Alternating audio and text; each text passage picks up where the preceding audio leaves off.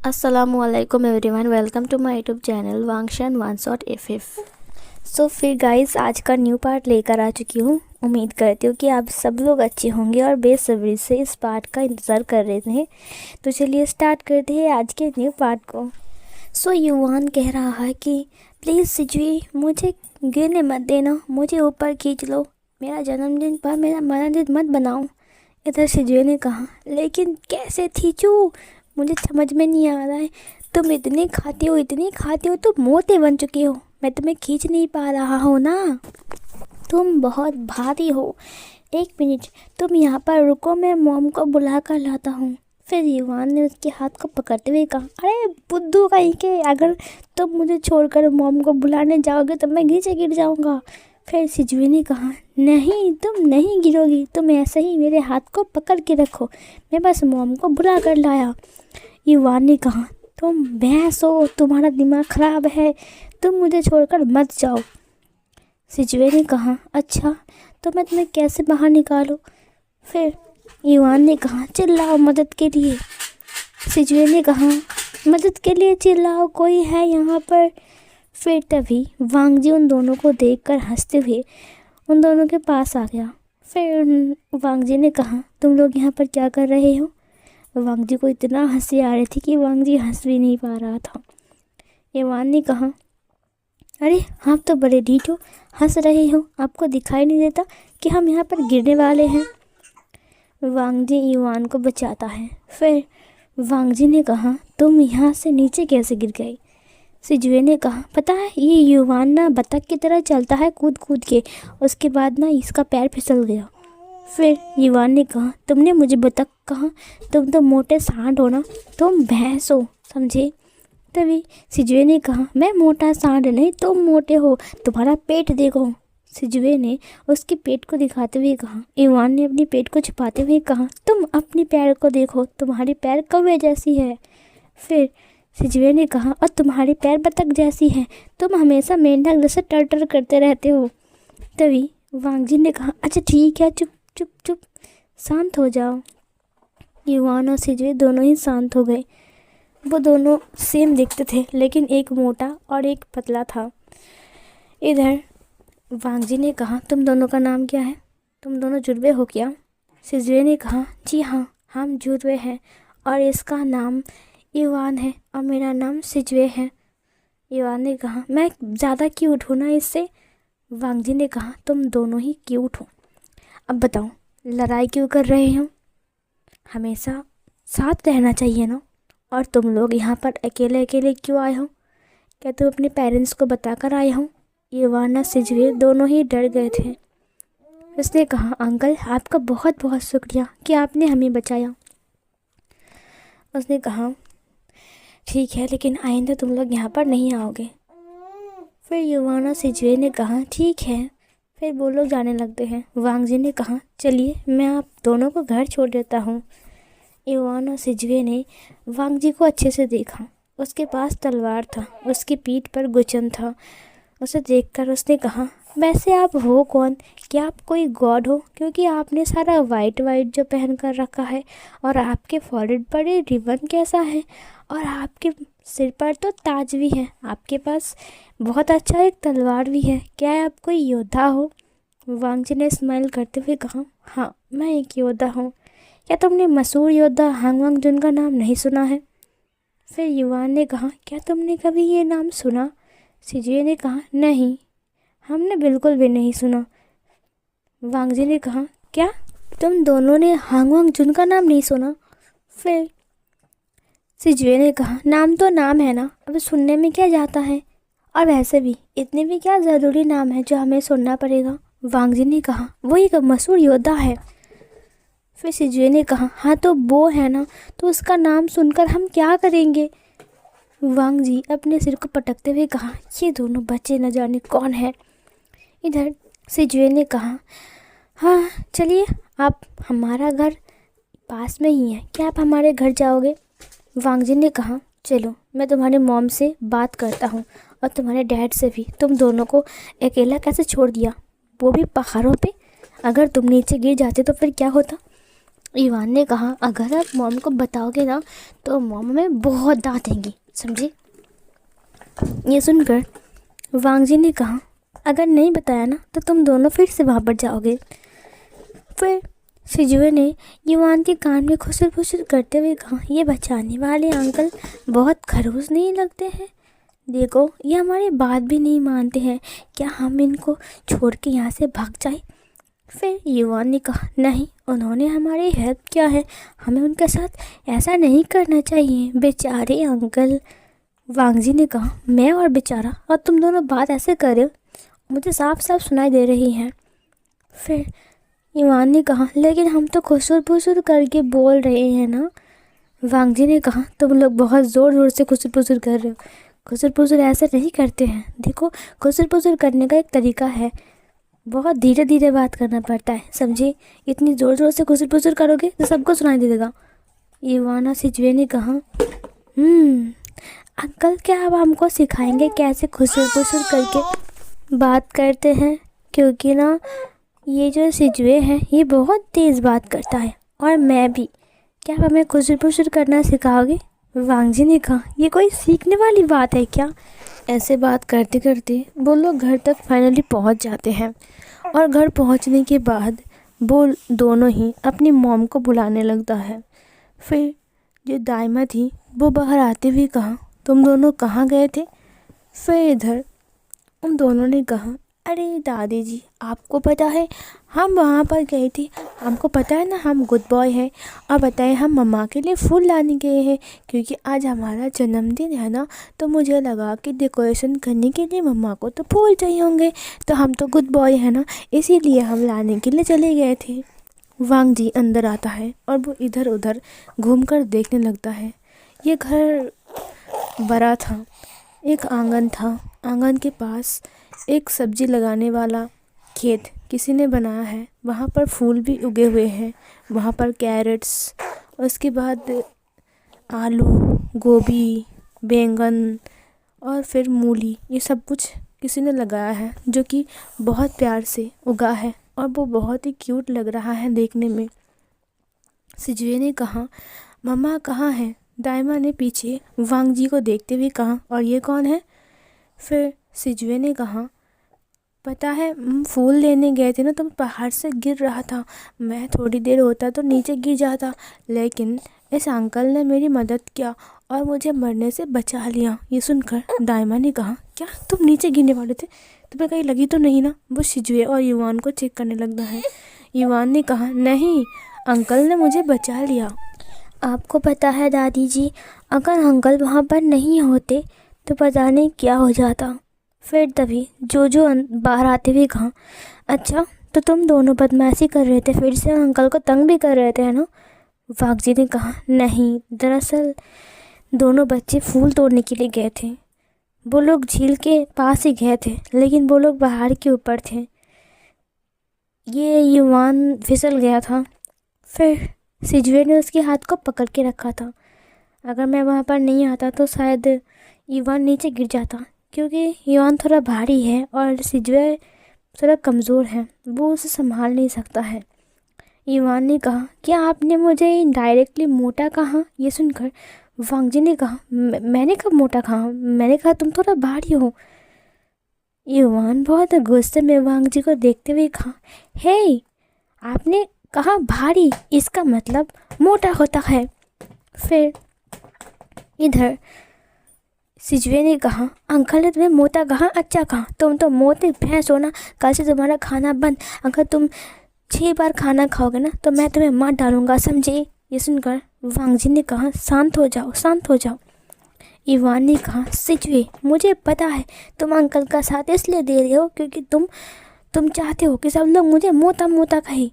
युवान की बात सुनकर सिजुए ने कहा, हाँ, तो मोटे हो ना, तुम्हारा पेट भी मोटू जैसा है, तुम्हें पता है तुम्हारा पेट कितना फूल चुका है, ऐसा लग रहा है कि तुमने किसी बनी को खा लिया है और वो तुम्हारे पेट में हिल रहा है।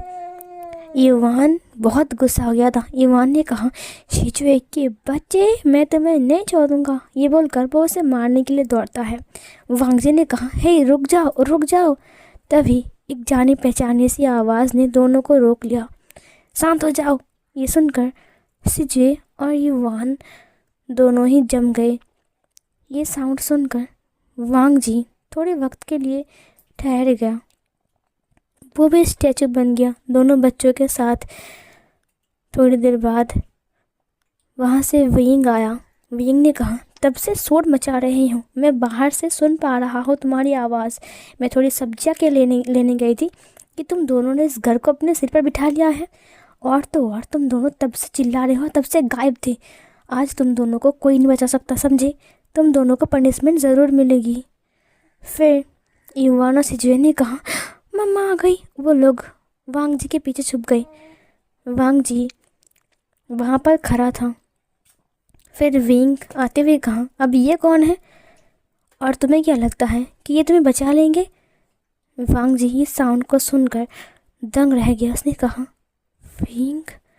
फिर वो धीरे धीरे करके पीछे मुड़ता है। जब पीछे मुड़ता है तब वांग जी विंग को देखकर चौंक जाता है। विंग भी वांग जी को बस देख ही रहा था। दोनों ही एक दूसरे को देख रहे थे जैसे कि कितने बरसों से एक दूसरे को नहीं देखे हैं। आई मीन सच में उन दोनों ने नहीं देखे हैं, तो वो लोग वैसे ही देख रहे थे। सिजिया और युवान एक बार अपनी मॉम को और एक बार अंकल को देखता है, आई मीन उनके डैड को।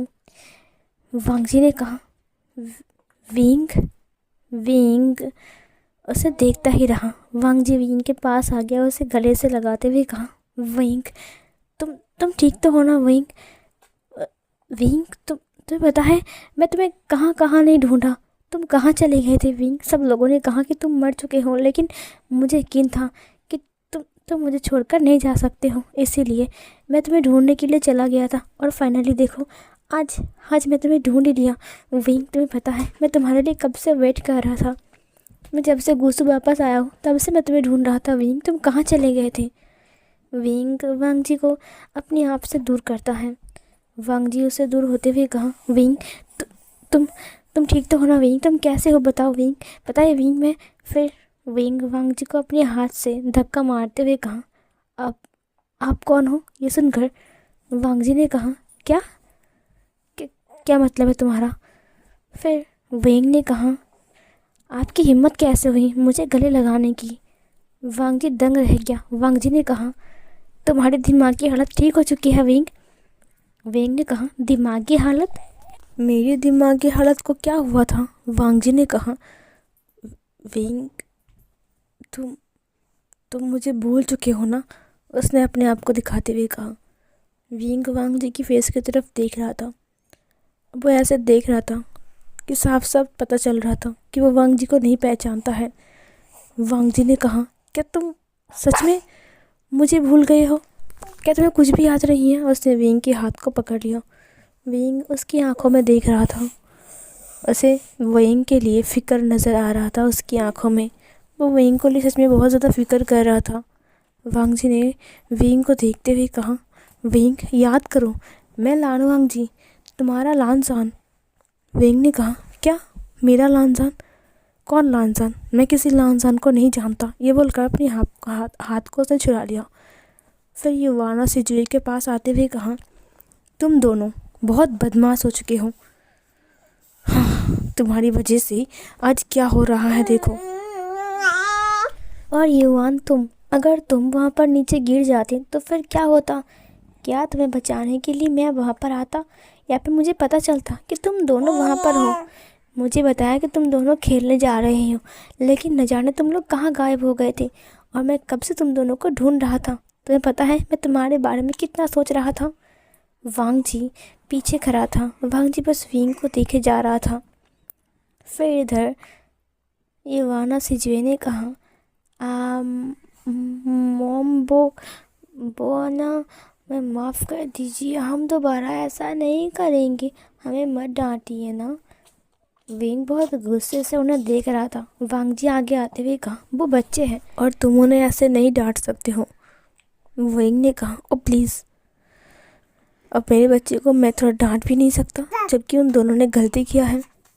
हाँ, थैंक यू सो मच कि आपने मेरे बच्चे को बचाया है। इसका मतलब ये नहीं कि मैं आपकी ही बात मानूंगा। वांग जी ने कहा, विंग मुझे पता नहीं कि तुम मुझे भूल चुकी हो या फिर बस ऐसे ही बोल रही हो, या फिर मैं तुम्हें याद हूँ लेकिन तुम नाटक कर रही हो। वेग ने कहा, नाटक? मैं सच कह रहा हूँ, मैं आपको नहीं जानता। और रही बात नाटक की, मैं भला नाटक क्यों करूँगा? अगर मैं आपको जानूँगा, पहचानूँगा तो बस ये जाहिर सी बात है, मैं आपसे बात करूँगा। नाटक करने की क्या ज़रूरत है? वांग जी विंग को देखते हुए कहा, तुम्हारी आंखें भी अलग है विंग। मुझे ऐसा लग रहा है कि शायद तुम मुझे भूल चुके हो। याद करो विंग, जब तुम्हारी दिमागी हालत ख़राब हो चुका था, तुम बस एक 5 साल के बच्चे की तरह बिहेव करते थे। विंग ने कहा, बस बहुत हो गया। आपकी ये बात सुनकर मैं पक चुका हूँ।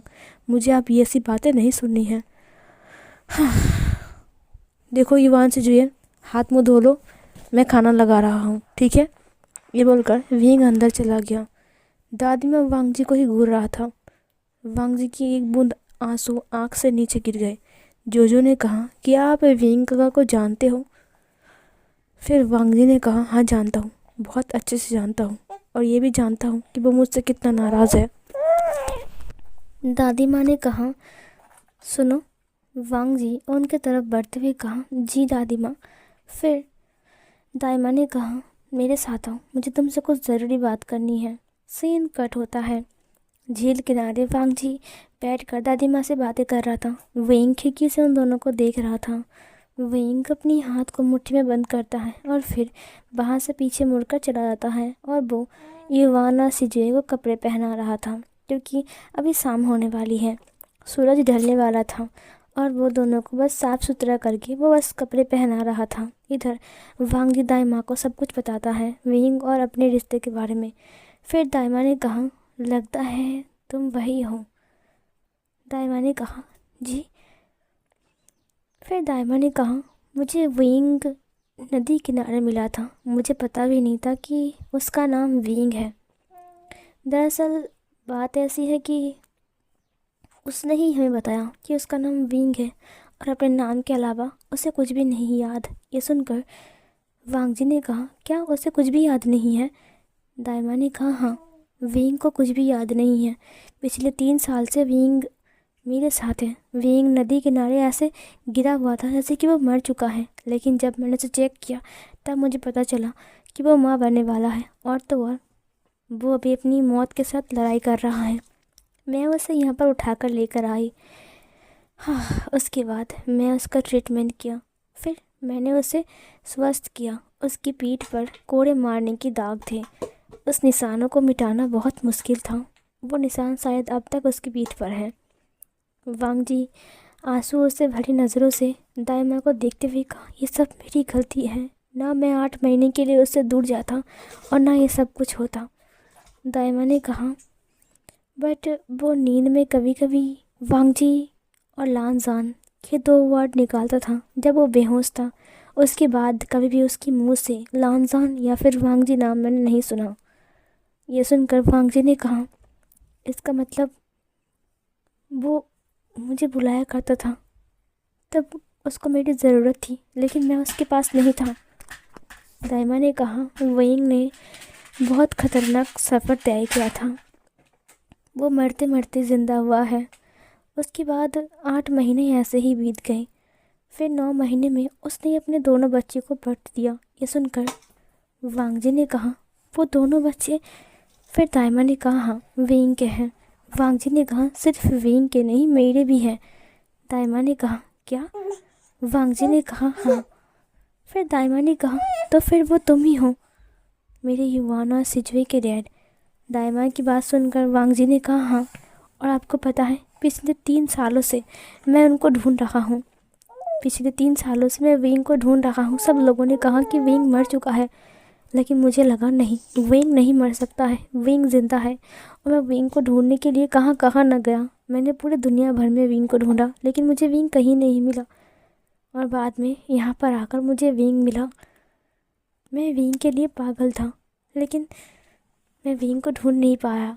बस मुझे लगा शायद मुझसे कोई गलती हुई है, तो मैं फिर से ढूंढने के लिए निकलने वाला था, लेकिन फाइनली मुझे वेइंग मिल चुका है। उसने दाई माँ के हाथ को पकड़ते हुए कहा, आपका बहुत बहुत शुक्रिया मेरी वेइंग का ध्यान रखने के लिए। दाई माँ ने कहा, वेइंग सिर्फ यहाँ पे रहता है, ऐसा बात नहीं है। विंग मेरा बेटा, मेरी बेटी की तरह है। फिर वांग जी ने कहा, लेकिन विंग तो सब कुछ भूल चुका है ना, इसका मतलब विंग मुझे भी भूल चुका होगा। दाइमा ने कहा, मुझे ये सब कुछ नहीं पता बेटा। विंग सब कुछ भूल चुका है तो फिर ये जाहिर सी बात है कि वो तुम्हें भी भूल चुका होगा। वांग जी ने अपनी सारी बात बताया कि विंग के दिमाग की हालत कैसी थी, सब कुछ। दाइमा को पता चला कि वांग जी विंग से कितना प्यार करता है। दाइमा वांग जी को देखते हुए कहा, अगर विंग तुम्हें पहचान नहीं पा रही है तो फिर वो तुम्हारे साथ क्यों जाएंगी? मुझे नहीं लगता कि वो तुम्हारे साथ जाने के लिए तैयार होगी। वो किसी पर भरोसा नहीं करता है। जब से उसके साथ ये सब कुछ हुआ है तब से वो घबराए हुए है। वो बाहर किसी लड़के के साथ बात भी नहीं करता। तुम्हें पता है, ये 8 महीना वो तो घर से बाहर भी नहीं गया था ताकि कोई उसके पेट को देख ना ले। लेकिन अब विंग को कोई फ़र्क नहीं पड़ता है। अब सिजिया और इवान सबके सामने विंग को मॉम बुलाता है। विंग को मैंने पहले कहा था कि उन्हें डैड बुलाने के लिए कहो, लेकिन विंग ने कहा नहीं, मैंने इसे इतनी मुश्किल से बर्थ दिया है तो मुझे इसे मॉम नहीं, आई मीन डैड नहीं, मॉम बुलाना चाहिए। ये सुनकर वांग जी ने कहा, हाँ, विंग ने उनको बर्थ दिया है, अकेला ये सफ़र तय किया है। मैं तो उस वक्त उसके साथ था भी नहीं और क्या हो रहा है मुझे पता भी नहीं था। वो उन्हें मॉम बुलाएंगी, ये जाहिर सी बात है। लेकिन आप बताइए, क्या मेरी इसमें कोई गलती है, जबकि मुझे कुछ भी नहीं पता।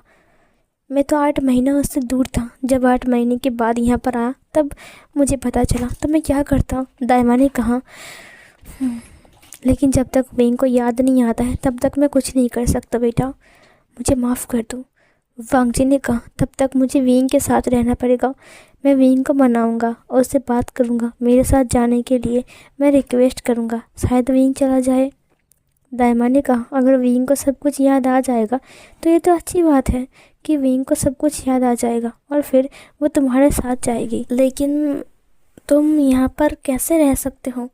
मुझे नहीं लगता कि विंग तुम्हें यहाँ पर रहने के लिए अलाउ करेगा, क्योंकि पहले से ही तुम उसे बता चुके हो। अब वो तुम्हें सहन भी नहीं कर सकता है। क्या करूँ? वांग जी ने कहा, मेरे पास एक आइडिया है। सीन कट होता है। इधर विंग देखता है कि वांग जी दादी माँ के साथ घर में आ रहा है। शाम हो गई थी। दादी माँ को देखकर विंग ने कहा, आप कहाँ गए थे? फिर उसने वांग जी को देखा। दादी माँ ने कहा, मैं बाहर थी। वांग जी विंग को देख रहा था। फिर विंग ने कहा, तो इसको क्यों लेकर आए हो आपके साथ?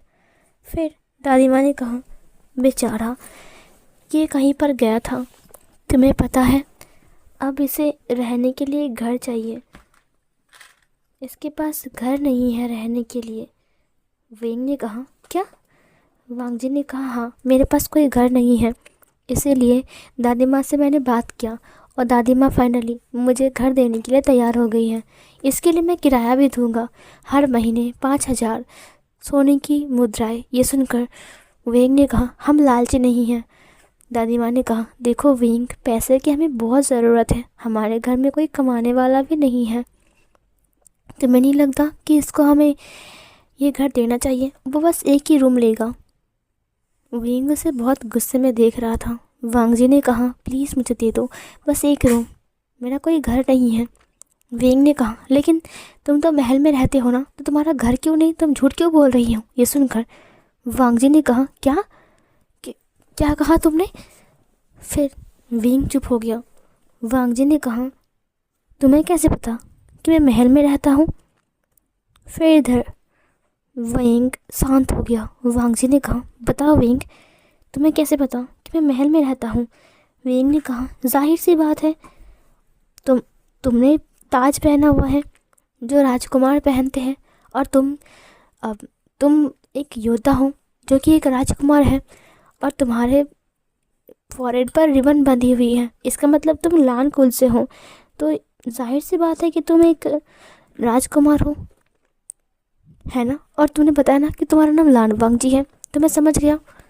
वांग जी विंग को देखते हुए कहा, अच्छा, तुम बस इतने से ही समझ गए?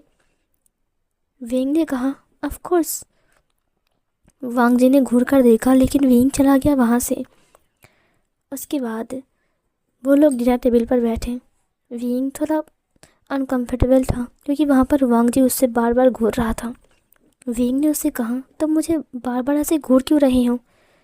वांग जी ने कहा, मैं बस सोच रहा हूँ कि तुम नाराज़ हो या फिर नाटक कर रहे हो या फिर सच में तुम्हें कुछ भी याद नहीं है। विंग ने कहा, मुझे याद नहीं है इसे तुम्हें क्या? तुम्हें मुझसे कोई मतलब नहीं है और मैं तुम्हें जानता भी नहीं हूँ और पहचानता भी नहीं हूँ। इधर वांग जी ने कहा, अगर तुम्हें कुछ याद नहीं है तो तुम्हें ये कैसे याद रहा कि लान भी एक कुल है? मैं लान कुल का हूँ और ये फॉरेन रिबन लान से यूज़ करते हैं। तुम्हें ये सब कैसे याद है? विभूषण विंग वांग जी को देखने लगा अपनी बड़ी बड़ी नज़रों से। विंग ने कहा, वो मैं बस ऐसे ही कह दिया। मैंने इतने दिन तक सुना तो है ना, मैं 3 साल से यहाँ पर हूँ तो मुझे। वांग जी ने कहा, ओह अच्छा, सच में बस 3 साल यहाँ पर रहने की वजह से? विंग उठकर वहाँ से चला गया। वांग जी ने कहा, इतनी जल्दी मैं तुम्हारा पीछा नहीं छोड़ूंगा विंग। इधर युवान और सिजुए विंग से बार बार पूछ रहे थे, क्या आप उस अंकल को जानती हो? बताइए ना मॉम। विंग ने कहा, मैं नहीं जानता और जानने का ज़रूरत भी नहीं है, समझी? और तुम दोनों उससे दूर रहना। सीन कट होता है। इधर हम वैन रोहान को देखते हैं जो कि वैन चाओ को जगा रहा था। वैन चाओ बेहोश हो चुका था। वैन चाओ उठते ही कहा, क्या मैंने अपना काम कर दिया है? वैन रोहान ने उसे गले लगाते हुए कहा, बेटा तुमने प्रूफ कर दिया कि तुम मेरे सच्चे बेटे हो। ये सुनकर वैन चाओ ने कहा, क्या क्या यह सच है कि वो? फिर वैन रोहान ने कहा, हाँ, वो जादुई घेरा टूट चुका है। तुमने विंग की मैजिक को भी हार मना दिया। बस अब हम बाहर जाएंगे और फिर विंग को हमेशा हमेशा के लिए ख़त्म कर डालेंगे। वैन चाओ ने कहा, अब मेरे पास ऐसा पावर है जिससे मैं विंग को ख़त्म कर सकता हूँ। हम जियांग कुल में अटैक करेंगे। फिर वैन रोहान ने कहा, नहीं, इतनी जल्दबाजी भी नहीं। पहले हमें देखना पड़ेगा कि विंग इस वक्त क्या कर रहा है, कैसा है और उसकी पावर कैसी है। उसके बाद हम विंग से बदला लेने के बारे में सोचेंगे। वैन चाओ ने कहा, तो मैं वो तकनीक आजमाऊंगा जिस तकनीक से मैं विंग को हमेशा हमेशा के लिए इस दुनिया से अलविदा कह सकूं। ये सुनकर मिसेस वैन ने कहा, नहीं वैन चाओ, तुम ऐसा नहीं करोगे। वैन चाओ ने कहा, ओ मॉम, आप फिर से आ गई। उसकी मॉम ने कहा, वैन चाओ, अगर तुम ऐसा करोगे तो तुम्हारी जान चली जाएगी, फिर मेरा क्या होगा? वैन चाओ की बात सुनकर मैडम वैन बहुत ज़्यादा रो रही थी। वैन रोहान ने कहा, ओ तुम भी इसी टाइम आ गई हो। तुम हम दोनों के बीच में हमेशा आकर गड़बड़ क्यों करते हो? मैडम वैन ने कहा, आपको पता है जिस तकनीक के बारे में वैन चाओ बात कर रहा है, अगर उसने वो तकनीक आजमाया तो उसकी जान भी जा सकती है। वो उसकी जान पर आ पाएगी। मैं उसके बिना नहीं रह सकता हूँ। वो मेरा बेटा है, मैंने उसे बच दिया है, तो मुझे तकलीफ़ तो होगी ना। आप कैसे बाप हो जो अपनी बेटे को मौत के सामने धकेल रहे हो? वैन रोहान ने कहा, वैन चाओ ने सही निर्णय लिया है। तुम्हें पता है विभूषण को हराना इतना मुश्किल नहीं है। वैन चाओ जो तकनीक जानता है, उस तकनीक से अगर वो विंग के ऊपर वार करेगा तो विंग हमेशा हमेशा के लिए इस दुनिया से चला जाएगा। ये सुनकर मैडम बेड ने कहा, लेकिन वैन चाओ क्या होगा? वैन चाओ ने कहा, मॉम आप मेरी चिंता मत कीजिए, मैं विंग का बदला लेकर लाऊंगा। विंग ने हम सबको इतने साल के लिए यहाँ पर कैद कर लिया। विंग ने हमारे सारे डिसिपल्स को मार डाला। विंग ने सब कुछ किया। आपको पता है विंग ने मेरे साम्राज्य को बर्बाद कर दिया। विंग की वजह से मैं सब कुछ खो चुका हूँ। अब विंग से बदला मुझे लेना पड़ेगा, चाहे कुछ भी हो जाए, चाहे मेरी जान चली जाए। मैडम बेन बहुत रो रही थी, बट वैन चाओ बात नहीं सुनता है और वो ध्यान पर बैठ जाता है। वो तकनीक विंग पर आजमाने वाला है, जिस तकनीक की वो बात कर रहा था, जिस तकनीक को आजमाने से वैन चाओ की जान भी जा सकती है। इधर हम विंग को देखते हैं जो अपने बच्चों को सुला रहा था और खिड़की के बाहर चांद को देख रहा था। विंग ने कहा, मुझे नहीं पता कि मुझे क्या करना चाहिए और ये भी नहीं पता कि मैं क्या कर रहा हूँ, लेकिन मुझे बस मेरे बच्चों के लिए ज़िंदा रहना है और जो कुछ भी करना है मेरे बच्चे के लिए करना है। फिर उसने युवाना सिजुए को देखा। उसने युवाना सिजुए को देखते हुए कहा, तुम्हें क्या लगता है कि सब कुछ ऐसा ही ठीक हो जाता है। फिर इधर खिड़की के बाहर विंग को एक मधुर धुन सुनाई देता है जो कि वीजी था। विंग ने कहा, ये धुन तो। विंग खड़ा हो गया, वो खिड़की के बाहर देखने लगा। उसने कहा, ये धुन तो। फिर वो बाहर आ गया। वो बाहर आकर ढूंढने लगा कि कहाँ से ये धुन आ रहा है। झील किनारे बैठकर लान वांगजी ये वीजी सॉन्ग प्ले कर रहा था, जिसे कभी विंग और वांगजी दोनों मिलकर बजाया करते थे। विंग इस धुन को पहचानता है। उसने कहा, ये तो। उसने वांगजी को देखा जो कि वहाँ पर बैठकर वीजी प्ले कर रहा था। जब विंग वांगजी के करीब आया तब एक हवा का झोंका वांगजी को छूकर चला गया। वांगजी समझ गया कि उसके पीछे विंग है। वो पीछे मुड़ते हुए कहा, मुझे पता था विंग, तुम ज़रूर आओगे। विंग ने कहा, क्या तुमने जो अभी गाना प्ले किया तुम फिर से उसे प्ले कर सकते हो? वांगजी ने कहा, हाँ ज़रूर, बैठो। विंग वहाँ पर बैठ गया।